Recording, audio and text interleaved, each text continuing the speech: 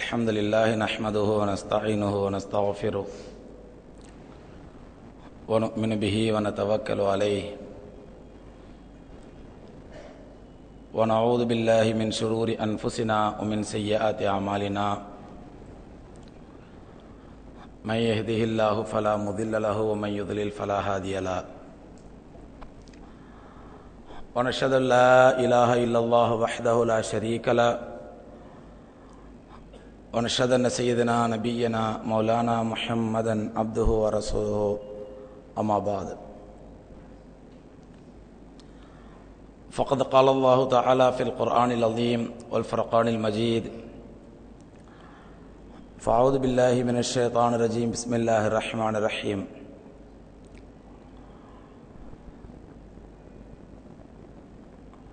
ويل لكل همزة لمزة الذي جمع مالا وعددا يحسب أن ماله أخلدا صدق الله العظيم. وقال نبينا عليه الصلاة والسلام لا تملأ فاء ابن آدم إلا التراب حتى ينزل المقبرة أو كما قال عليه الصلاة والسلام. கண்ணியத்திற்கும் மரியாதைக்கும் உரிய பெரியோர்களே, சகோதரர்களே, தாய்மார்களே, அளவிலா கருணையும் நிகரிலா கிருபையும் கொண்ட எல்லாம் வல்ல அல்லாஹ் ரப்பல் ஆலமீன் உலகத்திலே ஒரு அற்புதமான ஒப்பற்ற வாழ்க்கையை நமக்கு கொடுத்து இந்த வாழ்க்கைப்படி இந்த வாழ்க்கையிலே அல்லாஹ் ரப்பல் ஆலமீன் வகுத்து தந்த முறைப்படி நாம் வாழும்பொழுது அவன் சொன்ன முறைப்படி அவன் சொன்ன வழிமுறைப்படி நம்முடைய வாழ்க்கையை அமைத்துக் கொள்ளும் பொழுது அல்லாஹ் சுப்ஹானஹு வ தஆலா அதனுடைய பரிபூர்ணமான கூலியாக பரிசுத்தமான சொர்க்கத்தை நமக்கு தருவதாக அல்லாஹ் வாக்களிக்கின்றான். அன்புக்குரியவர்களே,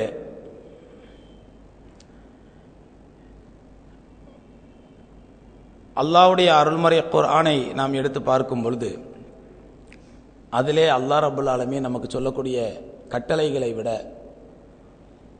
அதிலே அல்லாஹ் ரப்பல் ஆலமீன் வகுத்து தரக்கூடிய சட்டங்களை விட, அதிலே அவன் நமக்கு சொல்லித்தரக்கூடிய படிப்பினைகளும் வரலாற்று சம்பவங்களும் தான் அதிகம். காரணம் என்னவென்றால், அல்லாஹ்வுடைய சட்டத்தின்படியும் அல்லாஹ்வுடைய கட்டளையின்படியும் நாம் பின்பற்றி நடக்க வேண்டுமென்றால் அதற்கு நமக்கு முன் சென்ற சமுதாயம் அல்லாஹ்வுடைய கட்டளைப்படி நடந்ததனால் அவர்களுக்கு விளைந்த நல் விளைவுகள் என்ன, அல்லாஹ்வுடைய கட்டளைப்படி அவர்கள் நடக்காததினால் அவர்களுக்கு ஏற்பட்ட தீய விளைவுகள் என்ன என்பதை புரிந்து கொள்ளும் பொழுதுதான் அல்லாஹ்வுடைய சட்டத்தின்படி அல்லாஹ்வுடைய உத்தரவின்படி முறையாக நடக்க வேண்டும் என்ற ஆசையும் ஆர்வமும் நமக்கு ஏற்படும் என்ற அடிப்படையிலே அல்லாஹ் ரப்பல் ஆலமீன் தன்னுடைய அருள்மறை குர்ஆனிலே அதிகமாக முன்னோர்களுடைய வரலாறுகள், அதிலும் குறிப்பாக அல்லாஹ்வுடைய கட்டளைக்கு அதிகமாக மாறு செய்தவர்களுடைய நிலை என்ன ஆயிற்று என்ற இந்த வரலாறுகளை அல்லாஹ் ரப்பல் ஆலமீன் சொல்வதனுடைய காரணம் நாம் படிப்பினை பெற்று திருந்தி சீர்திருந்தி வாழ வேண்டும் என்பதற்காக. அன்பு சகோதரர்களே, இன்றைய உலக நடைமுறையை பார்க்கும் பொழுது, அவ்வப்போது நடக்கக்கூடிய நிகழ்வுகளை பார்க்கும் பொழுது, இதே நிகழ்வு இப்படியே சென்றால் எங்கே இஸ்லாத்திற்கு அழிவு ஏற்பட்டு விடுமோ, அல்லது இப்படியே சென்றால் இஸ்லாம் ஒரு நிலைக்கு படு பாதாளத்துக்கு சென்று விடுமோ என்று பாமர மக்கள் மட்டுமல்ல, நல்ல படித்துணர்ந்த மக்களும் கூட யோசிக்கக்கூடிய அளவுக்கு அன்றாட நிகழ்வுகள் நடந்தேறி வருவதை பார்க்கின்றோம். உதாரணமாக, காலையில் எனக்கு 4-5 ஃபோன் கால்கள். நான் பொதுவாக 4-5 நாளாகவே எந்த ஃபோன் காலும் அட்டன் பண்ண முடியல, உடல்நிலை சரியில்லாதனால. என்ன கதாஃபி மூத்தாயிட்டாரமே, லிபியாவுடைய அதிபர். ஆமாங்க, அதுக்கு என்ன? இப்படி இஸ்லாமிய தலைவர்கள்லாம் மூத்தாயிட்டு இருந்தா இஸ்லாமே இல்லாமல் போயிடுமோ? பொதுமக்களுக்கு ஒரு ஆதங்கம். கதாஃபி எப்படி மூத்தானாரு?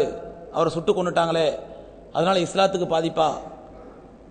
சகோதரரே, கதாஃபி என்பவர் அவர் ஒரு பெரிய இஸ்லாமிய தலைவரோ அல்ல இஸ்லாத்தினுடைய பெரிய ஹலீஃபாவோ இஸ்லாமிய உம்மத்தினுடைய ஒருங்கிணைந்த ஹலீஃபாவோ அல்ல. அவர் ஒரு லிபியா நாட்டின் அதிபர். அவர் ஒரு சர்வாதிகாரியாக மக்கள் நினைக்கின்றார்கள். அங்குள்ள மக்களுக்கும் அவருக்கு ஏதோ பிரச்சனை, மக்கள் போராடினார்கள். அமெரிக்காவினுடைய தூண்டுதல் பேரிலோ அல்லது அங்குள்ள வெளிநாட்டு சக்திகளுடைய தூண்டுதல் பேரிலோ அந்த மக்கள் போராடினார்கள். அந்த அவரும் சளைக்கவில்லை. தன் நாட்டு மக்களையே முஸ்லீம்களையே சாட்டு மெனிக்கு சுட்டு கொன்று குவித்தார். ஒரு வழியாக சுட்டு கொல்லப்பட்டு விட்டார். அவர் நல்லவரோ கெட்டவரோ பாவியோ ஏதோ ஒரு முஸ்லீம் மூத்தாய் விட்டார். அல்லாஹ்வுடைய பாவங்களை மன்னிக்கட்டும், சொர்க்கத்திலே அவருக்கு நல்ல அந்தஸ்தை கொடுக்கட்டும், நாம் துஆ செய்வோம். ஆனால் இந்த மாதிரி சம்பவங்கள் மூலமாக நாம் பெற வேண்டிய படிப்பினை என்ன? அந்த படிப்பினை நாம் பெற்றுக்கொண்டிருக்கின்றோமா? அந்த பாடத்தை நாம் கற்றுக்கொண்டிருக்கின்றோமா? அருமை சகோதரர்களே, சென்ற வாரம் உங்களுக்கு சோமாலியாவுடைய வரலாற்றை சொன்னேன். சோமாலியா என்பது இந்த அளவுக்கு மோசமாக, கேட்பதற்கு நாதியற்ற ஒரு நாடாக, ஏனென்று கேட்பதற்கு ஒரு கேட்பாரற்று கிடக்கக்கூடிய ஒரு நாடாக மாறியதற்கு காரணம் அந்த நாட்டு மக்கள் உள்நாட்டு கலவரத்தினால் அவங்க நாட்டு அதிபரையே அடித்து துரத்தினார்கள். அதற்கு பிறகு அந்த நாட்டுக்கு அதிபரே இல்லை, ஆட்சியாளரே இல்லை. பிறகு தலைமை இல்லாத கூட்டத்திற்கு ஷைத்தான் தலைமையாவான் என்பதற்கேற்ப அந்த நாட்டிற்கு தலைமை இல்லாத அந்த நாட்டிற்கு அமெரிக்கா என்ற ஷைத்தானும் மேற்கத்திய நாடுகள் என்ற ஷைத்தான்களும் சேர்ந்து கையில் எடுத்து ஆட்டம் போட ஆரம்பித்தன. அந்த நடைமுறை, அந்த வழிமுறை இன்று ஒவ்வொரு இஸ்லாமிய நாடாக குறிவைத்து நகர்த்தப்பட்டு வருகின்றன. சோமாலியாவை அடுத்து நடைபெறக்கூடிய அந்த சுன்னத், அந்த நடைமுறை இப்பொழுது சமீபத்திலே துனிசியாவிலே பெரிய மக்கள் புரட்சி. மீடியாக்கள் இந்த புரட்சிக்கு மக்கள் பெரிய ஒரு ஆர்ப்பாட்டம் பண்றது, போராட்டம் பண்றது, அங்கே ஒரு சவுக்கிலே கூடி ஒரு சதுக்கத்திலே கூடி ஆயிரக்கணக்கான மக்கள், பல்லாயிரக்கணக்கான மக்கள் என்று கோஷம் போடுறது, ஆட்டம் போடுறது, டான்ஸ் ஆடுறது, இதற்கு மீடியாக்கள் கொடுக்கக்கூடிய பேர் என்ன? மக்கள் எழுச்சி, மக்கள் புரட்சி. என்ன புரட்சின்னு பார்த்தா ஒரு மண்ணாங்கட்டி புரட்சியும் இல்லை. அங்க எழுச்சி டான்ஸ் ஆடுறான், அவன் நின்று கைத்தட்டி டான்ஸ் ஆடுறான். ஒரு 10,000 பேர், 20,000 பேர், ஒரு 1,00,000 பேர், ஒரு 5,00,000 பேர், ஒரு 10,00,000 பேர் நின்று எழுச்சி நின்று அங்கே எல்லோரும் எழுமி நின்று குழுமி நின்று ஒரு அரபிலே கோஷம் பாடிக்கொண்டு, ஏனென்றால் இந்த சம்பவம் நடப்பதெல்லாம் பெரும்பாலும் அரபு நாடுகளில் தான். அரபுகளிலே ஒரு பாட்டு பாடிக்கொண்டு கோஷம் போட்டுக்கொண்டு டான்ஸ் ஆடுகிறார்கள். அவ்வளவுதான் நடக்கின்றது அங்கே. இதற்கு மீடியாக்கள் வைத்த பேர் மக்கள் புரட்சி. நெட்டையோ கிட்டையோ, நல்லவர்களோ கெட்டவர்களோ, சர்வாதிகாரியோ அல்லது நல்ல ஆட்சியாளனோ, ஏதோ ஒரு ஆட்சியாளன் என்று யாரோ ஒருவன் இருந்தான். ஆனால் எப்படி சோமாலியாவிலே சையத் பர்ரா என்ற ஒரு சர்வாதிகாரி இந்த நாட்டுக்கு மோசமான மனிதன் என்று அவன் விரட்டப்பட்டானோ, அதற்கு பிறகு அந்த நாடு கேட்பதற்கு நாதியற்ற நாடாக ஆகிவிட்டது, கேட்பாரற்ற அனாதையாக மாறிவிட்டது. அதற்கு பிறகு சமீபத்தில் நடந்த துனிசியாவிலே ஜெயினுல் ஆபிதீன் பின் அலி பின் ஜெயினுல் ஆபிதீன் அவர் விரட்டப்பட்டார், அந்த அதிபர் அந்த நாட்டிலிருந்து. அதற்கு விரட்டப்பட்டு கிட்டத்தட்ட 1.5 வருஷம் ஆயிப்போச்சு. விரட்டப்பட்டு 1.5 வருஷம் ஆயிப்போச்சு. இதுவரைக்கும் அந்த நாட்டில் ஒழுங்கான அதிபர் இதுவரை அமையல. எங்கே சோமாலியாவுக்கு நிகழ்ந்த அதே சோகக்கதை அடுத்து துனிசியாவிலும் தொடருமோ? அப்படி தொடர்ந்தாலும் ஆச்சரியப்படுவதற்கில்லை. கேட்பாரற்ற, அனாதையற்ற, ஆட்சியாளரற்ற, தலைமையற்ற ஒரு நாடாக துனிசியா மாறிவிட்டாலும் ஆச்சரியப்படுவதற்கில்லை.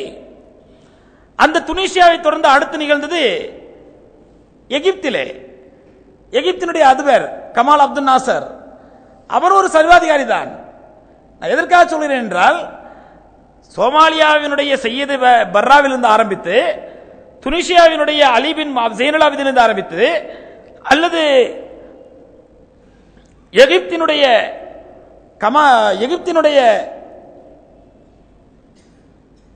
அதிபராக இருந்தாலும் சரி, இவர்கள் எல்லாருமே நல்லவர்கள் என்றோ அல்லது முஸ்லிம்கள் என்றோ அல்லது உண்மையான இறையச்சம் உள்ளவர்கள் என்றோ அல்லது அல்லாஹ்வுடைய கட்டளைப்படி அல்லாஹ்வுடைய தூதருடைய கட்டளைப்படி ஆட்சி நடத்துபவர்கள் என்றோ சொல்ல வரவில்லை. இவர்கள் அத்தனை பேருமே உலக விரும்பிகளாகவும் உலக சொகுசு விரும்பிகளாகவும் உலகத்தை மட்டுமே மையமாக கொண்டவர்களாக மட்டும்தான் இருந்திருக்கிறார்கள், இருந்து கொண்டிருக்கின்றார்கள். அதில் எந்த சந்தேகமே இல்லை. எகிப்தினுடைய ஹுஸ்னி முபாரக்காக இருந்தாலும் சரி, அலி இப்னு ஸைனுல் ஆபிதீன் இருந்தாலும் சரி, அல்லது தற்போது கொல்லப்பட்டு விட்ட கதாஃபியாக இருந்தாலும் சரி, இங்கே நாம் கவனிக்க வேண்டிய விஷயம் என்னவென்றால் சகோதரர்களே, துனிசியாவில் இருந்து அதிபர் விரட்டப்பட்டு 1.5 வருடங்களாகிவிட்டது. இதுவரை அங்கே மாற்று அரசியல் தலைவர் உருவாக்கப்படவில்லை. எகிப்தினுடைய அதிபர் விரட்டப்பட்டு ஹுஸ்னி முபாரக் விரட்டப்பட்டு கிட்டத்தட்ட 1 வருடம் ஆக போகிறது. இதுவரை ஒரு மாற்று அரசியல் தலைவர் உருவாக்கப்படவில்லை, ஒரு அரசியல் தலைமை உருவாக்கப்படவில்லை. அடுத்து லிபியாவிலே கொல்லப்பட்டு விட்டார். இனி அங்கே என்ன நடக்கும் என்று தெரியவில்லை. அடுத்து குறி யமன் மீது வைக்கப்பட்டிருக்கின்றது. அடுத்து யமனுடைய அப்துல்லா சாலிஹ் அவர் விரட்டப்பட்டு விட்டால் அங்கு நிலை என்னவாகும் என்று தெரியவில்லை. இப்படி முஸ்லிம் நாடுகள் ஒவ்வொரு பகுதியிலும் ஆட்சியாளர்கள் விரட்டப்பட்ட பிறகு மாற்று அரசியல் தலைவர்கள், அந்த நாட்டுக்கு மாற்று தலைவர்கள் இல்லாமல் போய்விட்டால் சகோதரர்களே, இவர்களுடைய நிலைமை சோமாலியாவை விட சோகமான நிலையாக மாறினாலும் ஆச்சரியப்படுவதற்கு இல்லை. இதுதான் நாம் இங்கே கவனிக்க வேண்டிய விஷயம். ஆட்சியாளர்கள் கொடுங்கோலமாக இருக்கின்றார்கள், அதில் சந்தேகம் இல்லை. அவர்கள் கொடுங்கோலர்கள் தான், மோசமானவர்கள் தான். ஏனென்றால் அவர்கள் இஸ்லாம் இல்லை, அல்லாஹ்வுடைய அச்சம் இல்லை, அல்லாஹ்வை பற்றி கொஞ்சமும் பயம் இல்லை, அல்லாஹ் ரப்பல் ஆலமீன் வகுத்து தந்த வாதைப்படி இல்லை. எம்பெருமான ரசூலை கரீம் ஸல்லல்லாஹு அலைஹி வஸல்லம் அழகாக சொன்னார்கள், இன்னி லா அகாஃபு அலைக்கும் அன் துஷ்ரிகு பாதி, எனக்கு பிறகு நீங்கள் எங்கே இணை வைத்து அல்லாஹ்வுக்கு இணை வைத்து காஃபிராக முஷ்ரிக்காக மாறிவிடுவீர்களோ என்று நான் பயப்படவில்லை. வலாக்கின் அகாஃபு அலைக்கும் அன் தனாஃபஷு பாதி தனாஃபஷன் ஃபித் துன்யா, எனக்கு பிறகு நீங்கள் உலக வாழ்க்கையிலே மூழ்கி போய் உலக வாழ்க்கையிலே அப்படியே மூழ்கி போய் அதிலே மாண்டு விடுவீர்களோ என்று தான் அஞ்சுகிறேன் என்று பெருமானார் ஸல்லல்லாஹு அலைஹி வஸல்லம் சொன்னார்கள். இணை வைத்து விடுவீர்கள் என்று பயப்படவில்லை, ஷிர்க்கை பயப்படவில்லை. நான் நீங்களாம் முஷ்ரிக்கா மாறிடுவீங்க, காஃபிரா மாறிடுவீங்க நான் பயப்படல. ஆனால் உலக மோகத்திலே மூழ்கி போய் அதனால் நீங்கள் எந்த அளவுக்கு என்றால் சில சமயங்களிலே அதனால் உங்களுக்கு மத்தியிலே ஒருவருக்கொருவர் வெட்டி கொள்வீர்களோ என்று கூட அஞ்சுகிறேன் என்று பெருமானார் ஸல்லல்லாஹு அலைஹி வஸல்லம் சொன்னார்கள்.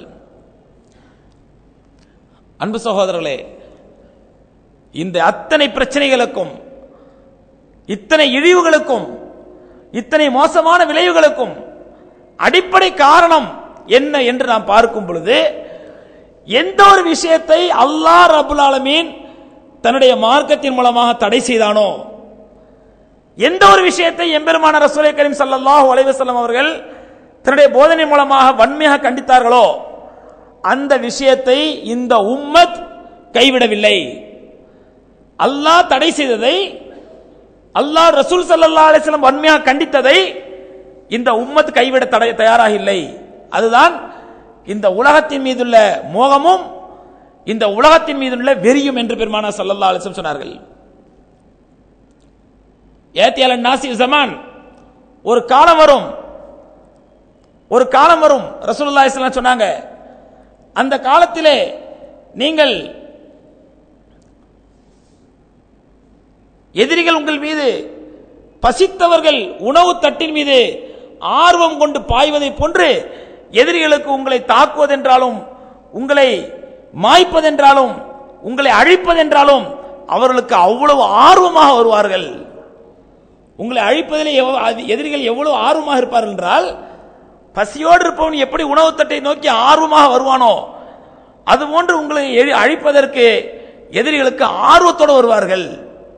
அதாவது உங்களை பற்றிய பயம் எதிரிகளுக்கு இருக்காது.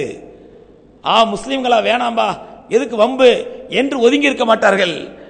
எப்படி பசித்தவன் உணவு தட்டின் மீது வெறி கொண்டு ஆசையோடு பாய்ந்து வருவானோ அதுபோன்று எதிரிகள் உங்கள் மீது பாய்ந்து வருவார்கள், ஆசை கொண்டு வருவார்கள். சஹாபாக்கள் கேட்டார்கள், யா ரசூலல்லாஹ், அப்படிப்பட்ட ஒரு காலம் வரும் பொழுது எங்களுக்கு ஏனென்று கேட்பதற்கு நாதி இருக்காதா? நாங்கள் நாதியற்ற சமுதாயமாக அனாதை சமுதாயமாக, சிறுபான்மை சமுதாயமாக இருப்போமா? எபெருமானார் ஸல்லல்லாஹு அலைஹி சொன்னார்கள், நீங்கள் வெள்ளத்திலே புரண்டு வரக்கூடிய நுரையை போன்று இருப்பீர்கள். புது வெள்ளம் அடித்து புரண்டு கொண்டு வரும் பொழுது எப்படி அதிலே நொங்கு நுரையுமாக புரண்டு கொண்டு வருமோ, அந்த நுரையை எடுத்து அளந்து நான் பார்க்க முடியாதோ, அதுபோன்று உலகம் முழுவதும் நீங்கள் பரவி இருப்பீர்கள். எந்த குறையும் இருக்காது எண்ணிக்கையிலே. மாஷா அல்லாஹ், ரொம்ப பரக்கத்தா இருப்பீங்க. அப்ப என்ன காரணம்? அப்படி நாங்கள் உலகம் முழுவதும் பரவி இருந்தோம், உலகம் முழுவதும் முஸ்லிம்கள் விரவி இருந்தோம். எப்படி முஸ்லிம்கள் இப்படி எதிரிகளுடைய சூழ்ச்சிகளுக்கும் எதிரிகளுடைய திட்டங்களுக்கும் ஆட்படுத்தப்படுகிறோம்? எதிரிகளுடைய தாக்குதலுக்கு எப்படி ஆட்படுத்தப்படுகின்றோம்? எப்படி எங்கள் மீது எதிரிகளுக்கு அச்சம் போய் எங்கள் மீது எப்படி எதிரிகளுக்கு தைரியம் வருகின்றது? எங்களை கொல்வதற்கும் எங்களை வெல்வதற்கும் எப்படி அவர்களுக்கு தைரியம் கொள்கிறது உள்ளத்திலே? பெருமானார் ஸல்லல்லாஹு அலைஹி சொன்னார்கள், அதற்கு அடிப்படை காரணம் ஹுப்பத் துன்யா வ கராஹியத்துல் மௌத், உலகத்தின் மீது மோகமும் மரணத்தின் மீது வெறுப்பும் என்று பெருமானார் ஸல்லல்லாஹு அலைஹி சொன்னார்கள். இந்த உலக வாழ்க்கையின் மீது மோகம், உலகத்தின் மீது வெறி, உலகத்தின் மீது கொண்ட ஆசை, பேராசை. ஏதோ சகோதரர்களே, நான் ஆட்சியாளர்களை பற்றி சொல்கின்றேன். இன்றைக்கு இருக்கக்கூடிய ஆட்சியாளர்களுக்கு உலகத்தின் மோகம், அது பதவி பறிபோன துனிசியா அதிபராக இருந்தாலும் சரி, அல்லது எகிப்து அதிபராக இருந்தாலும் சரி, அல்லது மரணித்து விட்ட சதாம் ஹுசேனாக இருந்தாலும் சரி, அல்லது மரணித்து விட்ட கதாஃபியாக இருந்தாலும் சரி, அல்லது அடுத்து எந்த நிலையோ என்று எதிர்பார்த்து காத்துக் கொண்டிருக்கக்கூடிய சவுதி அரேபியாவினுடைய ஆட்சியாளர்களாக இருந்தாலும் சரி, துபாயுடைய ஆட்சியாளர்களாக இருந்தாலும் சரி, எந்த இஸ்லாமிய ஆட்சியாளர்களாக இருந்தாலும் சரி, உலக மோகம் அற்றவர்களாகவோ, உலக வெறி அற்றவர்களாகவோ, உலகத்தின் மீது பேராசை அற்றவர்களாகவோ இல்லை. அதில் குறிப்பாக அரபு நாடுகளிலே, முஸ்லிம் நாடுகளிலே துபாயை எடுத்துக்கொள்வோம். அங்கு இருப்பவர்களை போன்ற ஒரு கேடுகட்ட அனாச்சாரமான கீழ்த்தரமான ஆட்சியாளர்கள் எங்கும் இருப்பார்கள் என்று சொல்ல முடியவில்லை. மற்ற நாட்டு ஆட்சியாளர் இருக்கிறார்கள், மற்ற நாட்களில் கலாச்சார சீரழிவு இருக்கின்றது. ஆனால் அல்லாஹ் ரப்பல் ஆலமீன் ஒரு அற்புதமான ஆட்சியை கொடுத்திருக்கின்றான், ஒரு அற்புதமான பெட்ரோல் வளத்தை கொடுத்திருக்கின்றான். அல்லாஹ் ரப்பல் ஆலமீன் ஒரு அற்புதமான ஒரு வியாபார தளத்தை கொடுத்திருக்கின்றான். இதை வைத்து எவ்வளவு அழகாக ஆட்சி நடத்தலாம், எவ்வளவு அற்புதமான இஸ்லாமிய கொள்கையை கொண்டு வரலாம், அந்த நாட்டிலே எவ்வளவு அழகாக இஸ்லாமிய கல்ச்சரை, இஸ்லாமிய அட்மாஸ்பியரை கொண்டு வரலாம். அதையெல்லாம் விட்டுவிட்டு அந்த நாட்டு துபாய் நாட்டு மன்னருக்கு ஒரே நோக்கம், என்ன வேணாலும் செஞ்சுக்க, எனக்கு பணம் வேணும், என் நாட்டில் பணம் புழங்கணும், அதுக்கான என்ன வேணாலும் பண்ணிக்க, என்ன தொழில் வேணாலும் செய்ய உனக்கு அனுமதி தர்றேன், எனக்கு தேவை, ஒரே தேவை, என் நாட்டுக்கு பணம் வேணும், நான் நல்லா இருக்கணும், என் நாட்டில் பணக்காரர்கள் இருக்கணும். சமீபத்தில் அந்த நாட்டு மன்னர் ஒரு அறிக்கை விட்டார், என்னுடைய நாட்டுக்கு ஏழைகள் தேவையே இல்லை, என்னுடைய நாட்டுக்கு ஏழைகள் தேவையில்லை, இது துபாய் என்பது பணக்காரர்களுடைய நாடு, இங்கே பணக்காரனுக்கு தான் வேலை என்று சொன்னார். அல்லாஹ் ரப்பல் ஆலமீன் பார்த்தான், அப்படியா சொல்ற? அடுத்த 6வது மாசம் அந்த நாடு அப்படியே சரிந்தது பொருளாதாரத்திலே. இன்னும் சரிய வேண்டும் சகோதரர்களே, இன்னும் சரிய வேண்டும் அந்த நாடு. எதுவரை அந்த நாட்டு மன்னர்களுக்கு அறிவு வராதோ, இந்த பணம் என்பது நிலையில்லாது, இந்த செல்வம் என்பது நிலையில்லாது, அல்லாஹ் தந்த அருள்மறையும், அல்லாஹ் தந்த ஆட்சி முறையும், அல்லாஹ் ரப்பல் ஆலமீன் கொடுத்த இந்த வாய்ப்பும் அல்லாஹ்வுடைய மார்க்கத்தை நிலைநாட்டுவதற்காகத்தான், அல்லாஹ்வுடைய சட்டத்தை நிலைநாட்டுவதற்காகத்தான், அல்லாஹ்வுடைய தீனை நிலைநாட்டுவதற்காகத்தான் என்ற எண்ணம் மாறி இந்த ஆட்சியும், இந்த அதிகாரமும், இந்த பொருள் வளமும், இந்த எண்ணெய் வளமும் இது நம்முடைய சம்பாத்தியத்திற்காக என்ற எண்ணம் என்றைக்கு வரை இருக்குமோ அன்றைக்கு வரை அல்லாஹ் அழிவை கொடுத்து கொண்டே இருப்பான். அதில் சந்தேகமே இல்லை. ஏனென்றால் எதற்காக சொல்கிறேன் என்றால், நாம் எத்தனை நாடுகளுக்கு செல்கின்றோம், சிங்கப்பூருக்கு பார்க்கிறோம், அங்கும் கலாச்சார சீரழிவு நாடுதான்.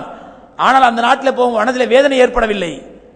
சிங்கப்பூரிலே பார்க்கின்றோம், கலாச்சாரம் சீரழிந்த நாடுதான். பெண்கள் அரைகுறையான ஆடைகள், அசிங்கமான நாடு, அசிங்கமான கலாச்சாரம், மதுவும் விபச்சாரமும் விளையாடக்கூடிய நாடு. நாம் மனதில் வேதனைப்படவில்லை, முகத்தை தாழ்த்தி கொண்டு செல்ல வேண்டியதுதான். ஏன் தெரியுமா? அது சீனர்களுடைய நாடு, அவருடைய கலாச்சாரமே அப்படித்தான், அது அப்படித்தான் ஆட்சி செய்வார்கள். நாம் தேவைக்காக வந்திருக்கிறோம், தேவை முடித்து விட்டு செல்வோம் என்று தலையை தாழ்த்தி விட்டு செல்ல வேண்டியதுதான். ஆனால் துபாய்க்கு செல்லும் பொழுது அதே சிங்கப்பூரை விட கேவலமாக, அதைவிட மோசமாக கலாச்சார சீரழிவு என்ன, மதுவும் விபச்சாரமும் கொஞ்சி விளையாடுவது என்ன, சாலையிலே பெண்களுடைய ஆடை என்ன, அசிங்கங்கள் என்ன, சினிமாக்கள் என்ன, கலாச்சார சீரழிவுகள் என்ன, இதை பார்க்கும் பொழுது உள்ளம் கொந்தளிக்கின்றது. ஏன்? அல்லாஹ் கொடுத்த ஒரு அற்புதமான முஸ்லிம் நாடு இது. அல்லாஹ் கொடுத்த அற்புதமான ஒரு கொள்கைக்கு சொந்தமான நாடு இது. அல்லாஹ்வுடைய அருள்மறை திருக்குர்ஆனுக்கு சொந்தமான நாடு இது.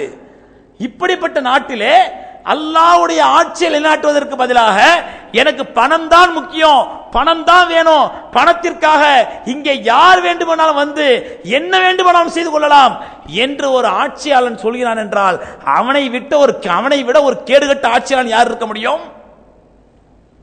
ஆகவே சொல்கிறேன் சகோதரர்களே, எந்த ஆட்சியாளனும் சுத்தமல்ல. இஸ்லாமிய ஆட்சியாளர்கள் எல்லாம் உலக மோகம் பிடித்தவர்களாகவும் உலகமே சாஸ்வதமாக நினைத்தவர்களாகவும் தான் இருக்கின்றார்கள்.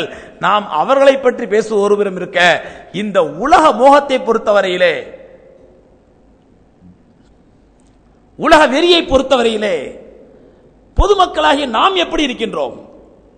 ரப்புல் ஆலமீன் சொல்கின்றான், அல்ஹாக்குமுத் தகாசுர், இவனுடைய உலக பேராசையே இவனை அழித்து விடும்.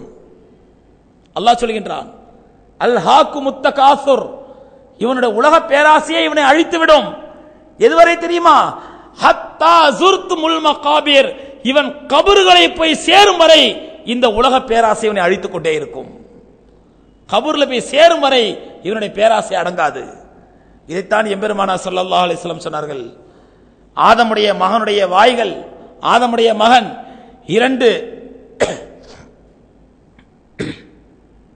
ஆதமுடைய மகன் 2 பள்ளத்தாக்கு நிறைய தங்கமாக அவனுக்கு ஓடினாலும் 3வது ஒரு பள்ளத்தாக்கு இருக்காதா என்று ஆசைப்படுவான். 2 பள்ளத்தாக்கு நிறைய அவனுக்கு தங்கமாக ஓடுகின்றது, 2 தானே இருக்குது, 3வது ஒன்று இருக்காதா என்று ஆசைப்படுவான். ரசூலுல்லாஹ் சொல்றாங்க. சரி, அப்ப 3 வந்துட்டா அது நபி ஸல்லல்லாஹு அலைஹி வஸல்லம் பதில் சொல்லவில்லை. ரசூலுல்லாஹ் பதில் சொல்லல. 3 வந்துட்டா ஆசை அடங்கிடுமா? 4 வந்துட்டா ஆசை அடங்கிடுமா? சரி, 5வது தேடுவான், அது வந்துட்டா ஆசை அடங்கிடுமா? நபி ஸல்லல்லாஹு அலைஹி வஸல்லம் அவர்கள் நம்பி எண்ணிக்கைக்கு எப்படித்தான் முற்றுப்புள்ளி வைக்கிறது? அடுத்த வார்த்தை அழகாக சொன்னார்கள். ஆதமுடைய மகனுக்கு 2 பள்ளத்தாக்கு நிறைய தங்கம் ஓடினாலும் அவன் 3வது பள்ளத்தாக்கு கிடைக்காதா என்று ஆசைப்படுவான். ஆனால் அவனுடைய வாயை, அவனுடைய ஆசையின் வாயை கபருடைய மண் தான் நிரப்பும் என்று பெருமானார் ஸல்லல்லாஹு அலைஹி வஸல்லம் சொன்னார்கள். அதான் கபர்ல வைக்கும் பொழுதுதான் அவன் வாய் மூடும் பொழுது அவனுடைய ஆசையின் வாயும் மூடும். அதுவரை ஆசைப்பட்டுக் கொண்டுதான் இருப்பான். அருமை சகோதரர்களே, இதெல்லாம் பெருமானார் ஸல்லல்லாஹு அலைஹி வஸல்லம் சொல்வது ஆதமுடைய மகன் என்று சாதாரண மக்கள், இஸ்லாத்திற்கு அப்பாற்பட்ட மக்கள், இஸ்லாத்திற்கு முழுமையாக நுழையாத மக்கள், எப்பொழுது ஒரு மனிதன் அல்லாஹ்வுடைய மார்க்கத்தில் முழுமையாக நுழைந்து விடுவானோ, அல்லாஹ் ரப்பல் ஆலமீன் சொல்கின்றான், யா அய்யுஹல்லதீன ஆமனு துகுலூ ஃபிஸ்ஸில்மி காஃபா, மூமின்களே அல்லாஹ்வுடைய மார்க்கத்திலே முழுமையாக நுழைந்து விடுங்கள்.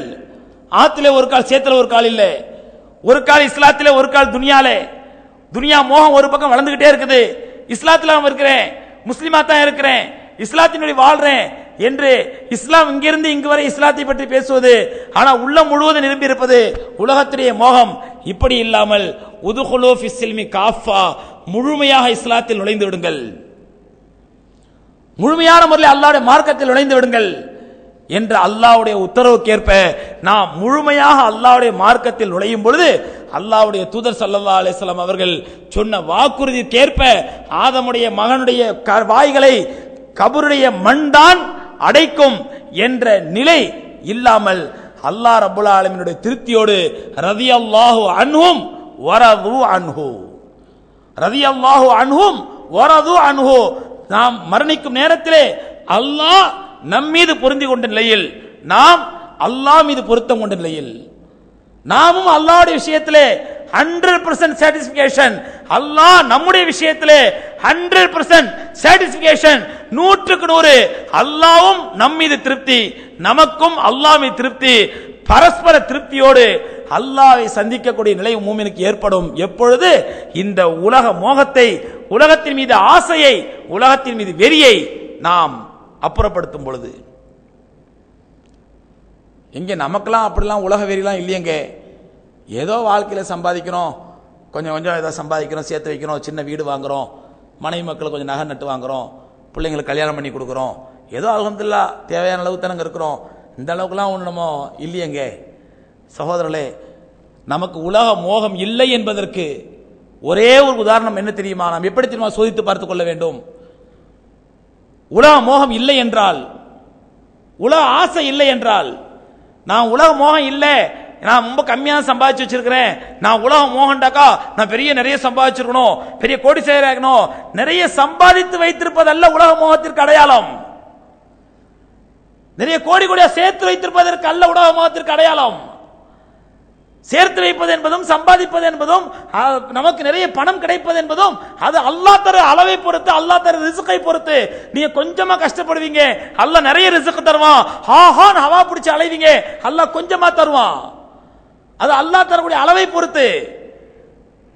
நாம் உலக மோகம் இருக்கிறதா இல்லையா என்பதை எந்த டெஸ்ட் வைத்து, எந்த அளவு மானி வைத்து, எந்த டெஸ்டர் வைத்து சோதித்து பார்க்க வேண்டும் என்றால், நாம் நம்முடைய இபாதத்துகளிலே, நம்முடைய வாழ்க்கையிலே அல்லாஹ்வுடைய மார்க்கத்திற்கு, அல்லாஹ்வுடைய மார்க்கம் சம்பந்தப்பட்ட இபாதத்திற்கு, அல்லாஹ்வுடைய கட்டளைகளுக்கு நம்முடைய சொந்த ஆசாபாசங்களை விட முக்கியத்துவம் கொடுக்கிறோமா இல்லையா? அப்ப தெரிஞ்சு நமக்கு உலக மோகம் இருக்குதா இல்லையாண்டு. உலக மோகங்கிறது பணம் சம்பாதிக்கிறதுலையோ, ஹவா நப்சு பிடிச்ச அலையிறதுலையோ, நிறைய இப்படி சம்பாதிக்கிறதையோ சேர்த்து வைக்கிறதே அல்ல. உலக வாழ்க்கையில வாழும் பொழுது நம்முடைய சொந்த விஷயங்களை, சொந்த ஆசாபாசங்களை காட்டிலும் அல்லாஹ்வுடைய மார்க்கத்திற்கு நான் முக்கியத்துவம் கொடுக்கிறேனா? இப்ப எனக்கு தூங்கலான ஆசை இருக்குது, ஆனா தொழுக டைம் வந்துருச்சு, என்ன தூக்கத்தை ஒதுக்கிட்டு தொழுக போறனா இல்ல தூங்குறனா? தூங்குனா எனக்கு உலக மோகம் இருக்குதுன்னு அர்த்தம், தொழுக போனா உலக மோகம் இல்லைன்னு அர்த்தம். இது அடிப்படை. இது சம்பாதிக்கிறதோ சேர்த்து வைக்கிறதோ கோடி கோடியா வைக்கிறது இல்ல, அல்லாஹ்வுடைய மார்க்கத்தை நாம் பின்பற்றி நடக்கின்றோமா? இது ஒரு சிம்பிள் உதாரணம் உங்களுக்கு சொன்னேன். அல்லாஹ்வுடைய மார்க்கத்தை பின்பற்ற விஷயத்தில் என்னுடைய சொந்த ஆசாபாசத்தை விட, என்னுடைய சொந்த நோக்கத்தை விட, என்னுடைய ஹவா நஃப்ஸை விட, என்னுடைய மனோ இச்சையை விட அல்லாஹ்வுடைய மார்க்கத்துக்கு முக்கியத்துவம் கொடுக்கறனா அல்லது என்னுடைய ஹவா நஃப்ஸுக்கு முக்கியத்துவம் கொடுக்கின்றனா? என்னுடைய மனோ இச்சைக்கு முக்கியத்துவம் கொடுத்தா எனக்கு உலக மோகம் இருக்குதுன்னு அர்த்தம், அல்லாஹ்வுடைய மார்க்கத்துக்கு முக்கியத்துவம் கொடுத்தா எனக்கு உலக மோகம் இல்லைன்னு அர்த்தம். இதுதான் சிம்பிள் லாஜிக். இதை நம்மை நாமே உரசி பார்த்து கொண்டு சகோதரர்களே, நம்மை நாமே தெரிந்து பார்த்து கொண்டு நாம் உலக மோகத்தோடு வாழ்ந்தால் அல்லாஹ் பாதுகாக்க வேண்டும். அல்லாஹ் ரப்பல் ஆலமீன் சொல்றான், வைலுல்லி குல்லி ஹுமஸத்தில் லுமஸா, வைலுல்லி குல்லி ஹுமஸத்தில் லுமஸா அல்லதி ஜமஅ மாலம் வ அத்ததா யஹ்ஸபு அன்ன மாலஹு அஹ்லதா கல்லா லயும்பதன்ன ஃபில் ஹுதமா. வைலுல்லி குல்லி ஹுமஸத்தில் லுமஸா, பொய் பேசி புறம் பேசி தெரியக்கூடிய ஒவ்வொருவனுக்கும் நாசம்தான். அல்லதி ஜமஅ மாலம் வ அத்ததா, அவன் எப்படிப்பட்டவன் என்றால் உலக செல்வத்தை சேர்த்து சேர்த்து எண்ணி எண்ணி பார்த்து சந்தோஷப்படுறான். எடுக்கிறான், அக்கவுண்ட்ஸை பார்க்கறான், இவனுக்கு எவ்வளவு லாபம் இருக்குது சந்தோஷப்படுறான். அப்படியே எடுத்து என்ன பண்றான், பணத்தை சேர்த்து சேர்த்து சம்பாதிச்சு எண்ணி எண்ணி பார்த்து அதிலேயே பூரிப்படைகின்றான். யஹ்ஸபு, அவன் நினைத்துக் கொள்கின்றான், அன்ன மாலஹு அஹ்லதா, இந்த செல்வம் தான் தன்னை நிலைத்திருக்க செய்யும் என்று நினைத்துக் கொள்கின்றான். இந்த செல்வம் தன்னை ரொம்ப நாளைக்கு வச்சிரும், என்ன நீண்ட காலம் வாழ வைக்கும் என்ன என்று நினைக்கின்றான். கல்லா, அப்படி அல்ல. லயுன்பதன்ன ஃபில் ஹுதமா, நிச்சயமாக கொழுந்து விட்டேயும் நெருப்பில் அவன் தூக்கி எறியப்படுவான். ரப்பல் ஆலமீன் சொல்றான். அந்த நெருப்பு எப்படிப்பட்டது? நீங்க வீட்டில் போய் அந்த குர்ஆனை கொஞ்சம் எடுத்து பாருங்க, அந்த சூறாவை எடுத்து பாருங்க. எல்லாத்துக்கும் தெரிஞ்ச சூறா, குர்ஆன்ல தொழுகையில வளமையா ஓதக்கூடிய சூறா ஒயிலுல்லி குல்லி சூறா. அந்த சூறால அந்த நரக நெருப்பு எப்படிப்பட்டது எல்லாத்தையும் நான் சொல்லிட்டு நீங்க போய் பார்க்க மாட்டீங்கல்ல. அந்த நெருப்பு எப்படிப்பட்டதுங்கிற வேதனையே அல்லாஹ் அந்த சூறா கடைசியில் சொல்றாங்க, பாருங்க. ஆகவே கண்ணியத்திற்குரியவர்களே, இந்த நிலை மாறி நமக்கு நாம் நம்முடைய சொந்த விஷயங்களை விட, நம்முடைய ஆசாபாசங்களை விட, நம்முடைய மனோ இச்சைகளை விட அல்லாஹ்வுடைய மார்க்கத்திற்கு முக்கியத்துவம் கொடுக்கின்றோமா என்று நம்மை நாமே சீர்தூக்கி பார்த்து வல்ல ரப்பல் ஆலமீன் சீர்திருந்தக்கூடிய பாக்கியத்தை தந்தருள்வானாக. நம்முடைய மனோ இச்சைகளுக்கு முக்கியத்துவம் கொடுக்காமல், ரப்பல் ஆலமீன் நம்முடைய ஆசாபாசங்களுக்கு முக்கியத்துவம் கொடுக்காமல், அவனுடைய கட்டளைகளுக்கும் அவனுடைய உத்தரவுகளுக்கும் முக்கியத்துவம் கொடுக்கக்கூடிய மக்களாக நம்மை ஆக்கி அருள்வானாக. வாஹிரு தஅவானா அல்ஹம்துலில்லாஹி ரப்பில் ஆலமீன். அஸ்ஸலாமு அலைக்கும் வரஹ்மத்துல்லாஹி தஆலா வபரகாத்துஹு.